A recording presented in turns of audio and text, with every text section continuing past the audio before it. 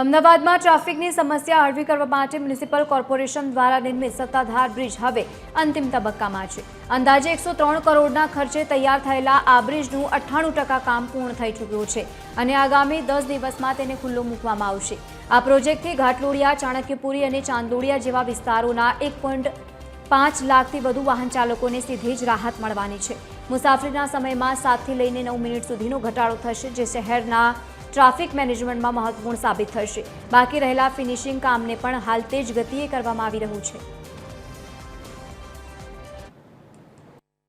શહેરમાં જે પ્રમાણે ટ્રાફિકની સમસ્યાઓ સર્જાઈ રહી છે તેને ધ્યાનમાં રાખીને અમદાવાદ મ્યુનિસિપલ કોર્પોરેશન દ્વારા જે બ્રિજ બનાવવામાં આવી રહ્યું છે, ત્યારે જ શહેરમાં જે ટ્રાફિકની સમસ્યાને દૂર કરવા માટે બનાવવામાં આવી રહેલો સત્તાધાર બ્રિજ હવે અંતિમ તબક્કામાં પહોંચી ગયો છે। બ્રિજનું લગભગ 98% કામ પૂર્ણ થઈ ગયું છે અને આગામી 10 દિવસમાં લોકો માટે ખુલ્લું મુકાઈ શકે છે।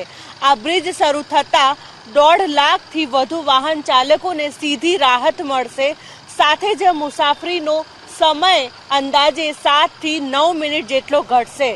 શહેરના મહત્વના વિસ્તારોને જોડતો આ બ્રિજ ટ્રાફિક માટે ગેમ ચેન્જર સાબિત થશે।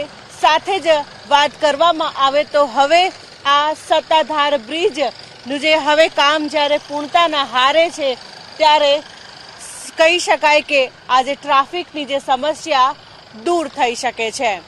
કેમેરામેન જનક ચૌધરી સાથે મોનિકા રાજપૂત, TV 13 ગુજરાતી, અમદાવાદ।